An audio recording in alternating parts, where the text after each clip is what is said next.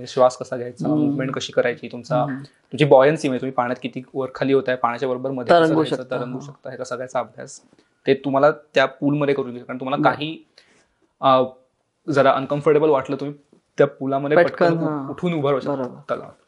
पण तसं तुम्हाला समुद्रात करता येत नाही. सो ह्याचा आधी ट्रेनिंग तुम्हाला घेतात, एक थिअरी एक्झाम होते आणि मग ती एक्झाम वगैरे झाली, तुम्ही रेडी असाल की मग तुम्हाला कुठेही जाऊन एक ठराविक फी देऊन तुम्हाला तो कोर्स करता येतो. त्यासाठी मी याच ऍब्सोल्यूट स्कुबाकडनंच थायलंडला गेलेलो. थायलंडमध्ये मी माझं ओपन वॉटर हे सगळ्यात बेसिक स्कुबाचं सर्टिफिकेशन आहे, म्हणजे जे ऍटलीस्ट रिसर्चसाठी लागतं. त्याच्या आधी पण आता 1-2 गोष्टी आल्यात, पण ते रिसर्चला चालत नाही. रिसर्चला तुम्हाला कमीत कमी ओपन वॉटर डायव्हर असावं लागतं. ओपन वॉटर आणि मग ऍडव्हान्स्ड ओपन वॉटर. ओपन वॉटरला तुम्हाला 18 मीटर पर्यंत तुम्हाला शिक्षण देतात की 18 मीटर पर्यंत तुम्ही डाईव्ह करू शकता. ऍडव्हान्सला तुम्ही 30 मीटर पर्यंत जाऊ शकता. आणि आता तुझं काम कुठपर्यंत चालतं, कुठल्या मीटर पर्यंत? त्याचं सगळं कामावर अवलंबून असतं, पण साधारण कोरल रीफच साधारण एक 10-12 मीटर ऍव्हरेज